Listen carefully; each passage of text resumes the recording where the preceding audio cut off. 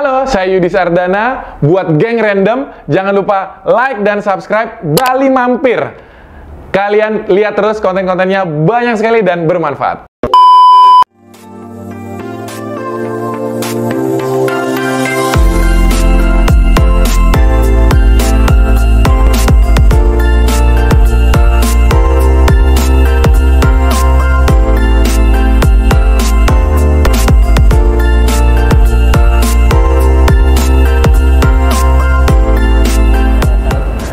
Halo, nama saya Yudis, panggilannya biasanya, tapi nama lengkapnya adalah Yudi Sardana.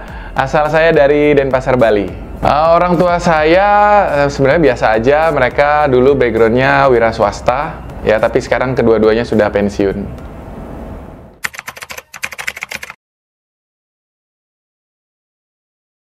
Masa kecil saya sebenarnya biasa aja ya, waktu TK, SD, SMP saya sekolah seperti biasa aja. SMA saya coba masuk ke negeri, lalu kuliah mungkin ya. Waktu saya kuliah, saya mulai coba merantau. Nah, disitulah saya mulai belajar banyak tentang ilmu kehidupan, bagaimana susahnya berjuang sendiri tanpa orang tua, dan juga dengan kondisi keuangan yang pas-pasan.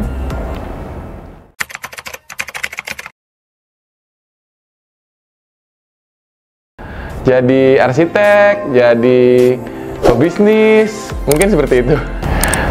Karena mungkin referensinya nggak terlalu banyak, jadi kita lihatnya orang tua saya ya kerja gitu ya. Jadi ya cita-citanya tetap ingin punya usaha aja.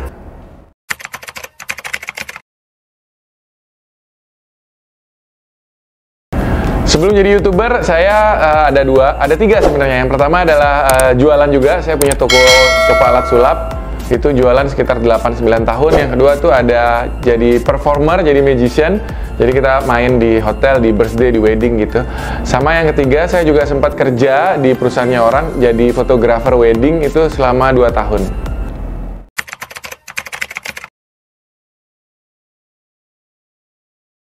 Ya, karena saya punya cita-cita mau jadi magician yang terkenal gitu ya. Ketika kita stuck di daerah, di Denpasar gitu ya, kita bukan di Jakarta, menurut saya sulit untuk berkembang lagi ya. Sama seperti pemain band, musisi yang ada di kafe-kafe, ya mereka kan stuck di situ, kecuali mereka dikenal oleh orang yang lebih banyak lagi. Dan satu-satunya cara adalah memperkenalkan diri lewat YouTube, karena kalau mau ke TV jujur susah banget. Jadi kita buat konten YouTube.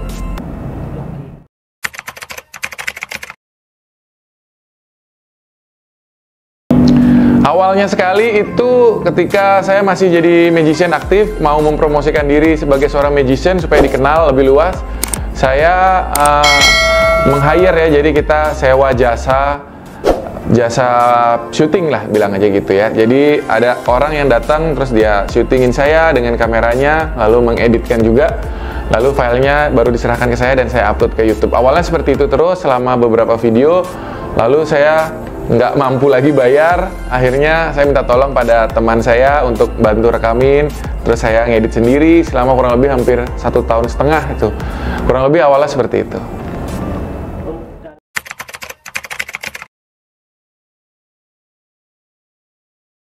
Sebenarnya kalau ditanya menyerah mungkin tidak, tapi kalau down itu lumayan sering. Jadi udah pasti semua YouTuber punya rasa jenuh, apalagi dulu di tahun 2017, 2018, 2019 itu trennya upload setiap hari. Ya, karena waktu itu memang seperti itu kebutuhannya. Nah, dengan upload setiap hari pasti kita burn out ya, kita jenuh.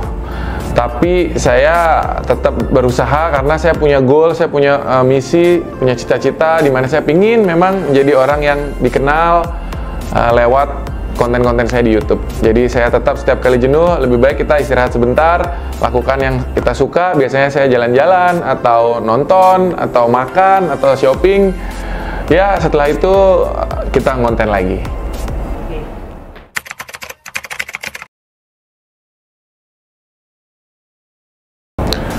Titik balik saya sebenarnya bisa dibilang nggak ada satu yang benar-benar booming gitu menjadi titik balik, tapi ada beberapa titik poin. Salah satunya saya ingat ketika tidak sengaja itu ya, kita ngupload konten prank naik mobil kecil ke salah satu restoran, itu tiba-tiba viewsnya besar, trending satu pada waktu itu. Nah itu tiba-tiba channelnya jadi rame. Setelah itu jalan, ada satu momen lagi di tahun 2018, itu ada momen penting juga bagi saya. Pada waktu itu ada tawaran pertama yang nilai uangnya tuh lumayan besar. Nah dari situ saya sadar bahwa oh ternyata YouTube ini bisa jadi mata pencaharian, bisa jadi sumber keuangan juga gitu ya kalau kita kerjakan secara serius. Nah itu tahun 2018 awal bulan Februari kalau nggak salah. Nah dari situ saya mulai meyakinkan diri saya bahwa oke, kalau gitu kita jadi konten kreator. Nah mungkin menurut saya itu adalah titik balik saya ya, akhirnya menseriuskan pekerjaan ini.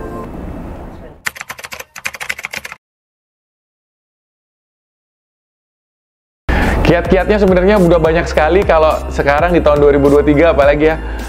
Sebenarnya yang paling penting tetap bagi saya adalah karakter. Jangan berusaha meniru sosok YouTuber idola kalian, siapapun itu. Jadi kita harus ciptakan persona karakter diri kita sendiri. Lalu yang kedua, tidak boleh menyerah. Kebanyakan orang itu sudah ngupload 10 video, 20 video, belum ada yang nonton terus menyerah ya. Karena di YouTube hari ini persaingannya adalah banyak banget. Kalian harus upload at least setidaknya 100-200 video dulu. Ya itu 200 video pasti akan membuat kita belajar. Oh ternyata harus begini ngambil gambarnya. Oh editan saya kurang ini. Oh timku kayaknya harus diperbaiki bagaimana gitu ya. Akhirnya dari situ kita bisa belajar. Jadi jangan menyerah. Dan yang ketiga sebenarnya tetap kuncinya adalah konsisten. Konsisten di sini maksudnya kalau kita janji pada penonton upload 2 video dalam seminggu, ya kita harus tetap upload 2 dalam seminggu. Kalau kita bilang, oh saya akan upload 5 video seminggu, ya kalian tetap wajib upload 5 video seminggu. Itu salah satunya konsisten. Oke, buat teman-teman semua yang lagi mau mengejar cita-citanya, apapun itu, tidak hanya di dunia konten kreator, yang penting sekali adalah kita tahu tujuan kita teman-teman ya, kemana kita akan pergi ya. Kita harus punya goals, visi ke depan, 1 tahun ke depan, 5 tahun ke depan, 10 tahun ke depan. Nanti pada saat kita pensiun, kita ingin ada di mana, kita ingin menjadi orang seperti apa, kita ingin punya kehidupan yang seperti apa, kita ingin punya tabungan berapa. Kalian harus tahu dari sekarang. Nah, goals tersebutlah yang akan membuat kita tetap semangat untuk mengejarnya. Jadi kita tidak akan berhenti di tengah karena goalsnya belum tercapai. Ingat, yang paling penting adalah punya tujuan. Kita harus tahu kita mau kemana, mau jadi apa. Itu yang akan membuat kita tetap semangat. Tetap di Bali Mampir, coba untuk singgah dan mampir, bukan sekedar lihat dan lewat. Like, komen, dan subscribe. Sampai jumpa. Bye-bye.